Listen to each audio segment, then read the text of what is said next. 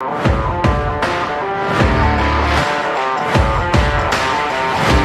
again, everyone, and welcome back to the front line with Joe and Joe. Joe Pasillo and Joe Resinello once more. Let us go into the breach. Joe, I'm going to play a minute of Elon Musk, just about a minute or so. It's like a little bit of a montage of some clips where he's talking about the population collapse. So let's play this, and then we'll come back and have a conversation. Is one of the biggest threats to the future of human civilization, and that is what is going on right now. People have no idea how fast the population is going to collapse. What do you think is the biggest threat to mankind right now? I'd say the biggest threat right now is population collapse. The super low birth rate. Really? Yeah. Over like nuclear war, natural disaster? Don't we have an overpopulation problem? No, we have an underpopulation problem. Really? Yeah. Why do you So say that? this is the most commonly misunderstood situation. Yeah, they definitely push that we have a overpopulation. Yeah, why is problem. I don't know. It's just like, I think it's like, this is a holdover from like, I don't know, the 70s or something, you know? So there was a huge baby boom, like where people did have a ton of kids after World War II. But then the U.S. has actually been the birth rate in the U.S. has been below replacement rate since like 71 or 72.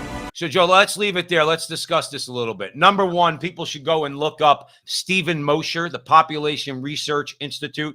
Quick background on him. He was an atheist. He was basically a leftist, pro-abortion. He went to China in the 1970s to study their one-child policy.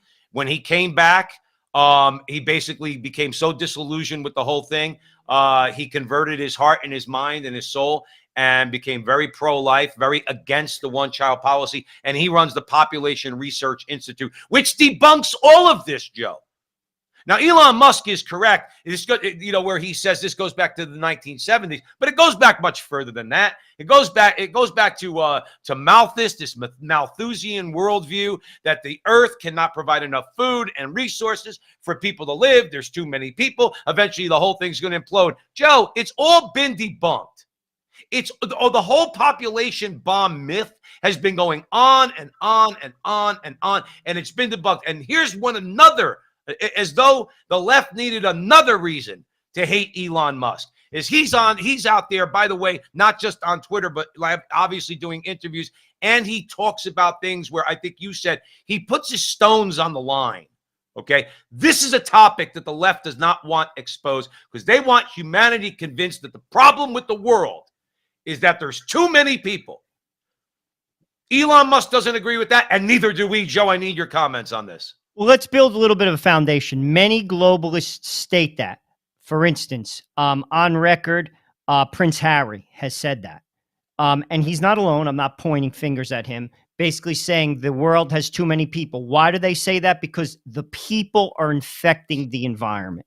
Right. They're causing problems in the environment. That's not conspiracy. That is fact. Look it up. Many people say that. Now, what is Elon Musk saying? Why is he saying the world is underpopulated? That's what's called a negative birth rate, which means that the people who are dying versus the people who are coming into a country, being born, are not basically leveling off. More people are dying than being born. Now, why is that a problem? Because you need people to do certain functions in society, certain jobs, and there has to be like a replacement birth rate.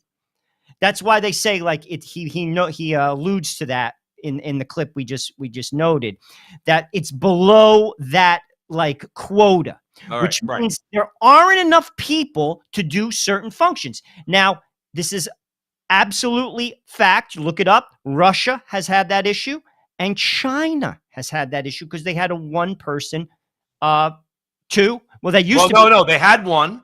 Now, and then without coming out and admitting that the problem in China wasn't that it was overpopulated, they simply, and the press didn't cover this, they shifted to a two-child policy.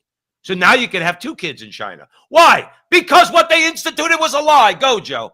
No, but again, like this is a problem. What keeps the United States afloat, frankly, are the Latinos. That's what keeps us afloat. Because they have babies. Correct. Now, obviously, let's look at the why. Why aren't Westerners, countries like Italy, which had big families, it's like below one per family. People aren't getting married. People aren't having kids. One, there's a lack of economic stability. Two, there's a lack of hope. When you have Right. children, you have hope for the future. Also, there's a lot of selfishness, pervasive birth control.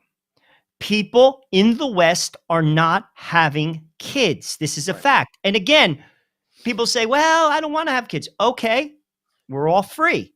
What I am saying, though, is when you have a negative birth rate, it affects your country. And what Elon Musk is saying is because the West basically dominates the world economically, it's not going to have a replacement rate, i.e. more kids that basically replace the old folks that pass, Right. and the societies are going to collapse. Right. And that's what he's talking about. Because people could say, oh, he's crazy. What am I talking about? What is he talking about? That's what he's talking about. And then you have countries like Hungary, which basically are rewarding families. And this is what you can do. And Russia has started to do this too, because Putin sees the danger in it. In Hungary, what they say is if you have 4 or more kids, you say you don't pay certain taxes. Right. They give you basically incentives to have children because it's good for the country. And I'm going to make a bold statement. If you ask me, people always say China is going to be the world power. I'm going to disagree because communism doesn't work and it will collapse. Communism is a failed system. Give it time. Now, who's going to be the world power? India. India has the largest population of under 35-year-old males and females in the world. Is that right? 1.5 billion people. And I got news for you. People are capital. And also, India's GDP is growing at almost 6% every single year. Look out for India. Why? Because they have people. They have children. And if you don't have children, you don't have a country. No, I agree. But a lot of, now this is where the tinfoil hat conspiracy theory comes in, but I happen to agree with it.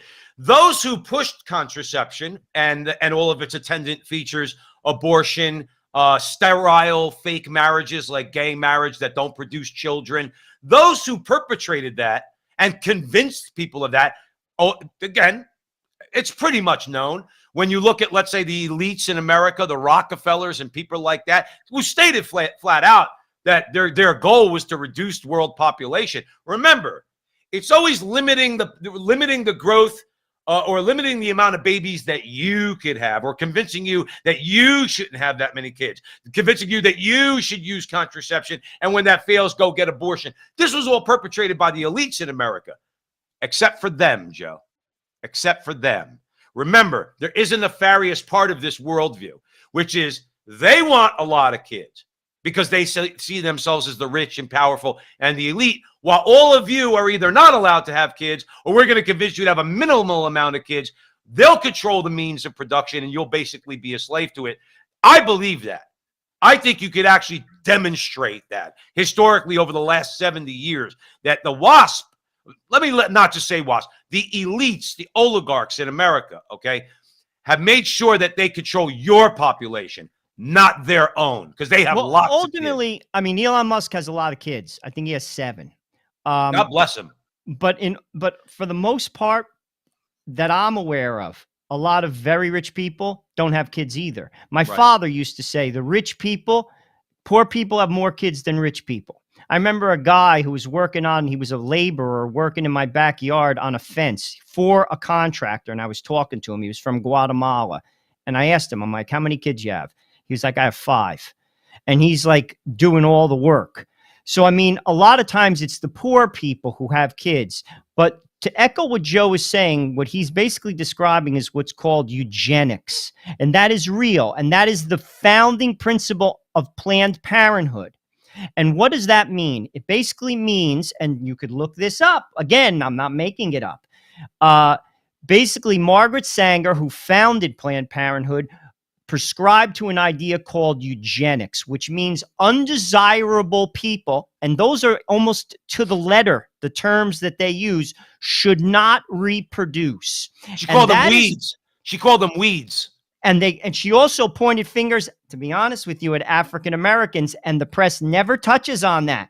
Look it up. Look at the statements that she made specifically to the African American population in America. And another statistic that people do not point to is almost 80%, don't quote me on the exact percent, but it's floating around 80% of all Planned Parenthood clinics are in Latino and African American neighborhoods. Why is that? If you ask me, that is systemic racism. I actually said that to a person I know who's African American, highly educated, and she says, well, that's why they need them there. They need them there? They need them there? Right. That is a horrible thing to say. Right. What makes their lives any more or less valuable than, say, my life or my Nothing. kid's life? That is a horrible thing to say. And that's coming from an African American who has an MBA, who makes a lot of money. Right. That's a horrible idea. And if you ask me, that is systemic racism. And that is exactly what eugenics is about. We want certain people to reproduce, and we don't want certain people to reproduce. And That's you right. can look at that in particular countries, which is the new colonialism of the West, where we put forth our ideas to places in Africa, to places in Asia, to limit their birth population. Mhm. And what we do is we basically say, you want aid? You want money? Well, therefore, you have to put forth these ideas to your Right. population, or you do not get it. That is colonialism. And you want it, you're right. And that's why it's being rejected in Africa. When the smug elites go on CNN interviewing the president of Uganda, and he says, oh, hold it. We don't want it. We don't want your agenda. We don't want your rainbow agenda. Or when the pastor in South Africa says, we don't want that agenda here. We're fighting for different things. I want to end the conversation, Joe, with this. We know, speaking as Italian Americans, we know that it's a lie. You want to know why? Because my grandparents on my father's side came here and had 8 kids. 8. Your grandmother had 17 children. Okay? I remember you telling me that. All right? They lived through the Depression. We haven't been through a depression. They did. They lived through World War II. We haven't been through World War II. Their families thrived with lots of children during times that were lean and mean, where you had to struggle to put food on the table. You have selfish people right now making hundreds of thousands of dollars a year that use birth control because, well, we can't really afford to have more than 2 children. Your ass, you can't have more than 2 children. You're selfish. And we live in a selfish society. And that's why people like that perpetrate these lies are successful, because they prey on people's selfishness. Joe, we got to leave it there. Elon Musk is right. Go look up Stephen Mosher, Population Research Institute, where you'll get the real facts. The real facts on population. Remember, Frontline with Joe and Joe, wherever you see us on social media, like, subscribe, share, follow, do all that fun stuff. Stick around for more great content. Are you tired of doing business with companies who don't share or support your beliefs? Then you need to switch from your current phone company to Charity Mobile. Charity Mobile is the pro-life phone company. 5% of your monthly plan goes to support the pro-life, pro-family charity of your choice. There are no contracts, and Charity Mobile makes it very easy to switch. Act now, because for a limited time, new customers who mention the offer code Joe and Joe get a free phone with free activation and free shipping. Chat with us online at CharityMobile.com or call us at 877-474-3662.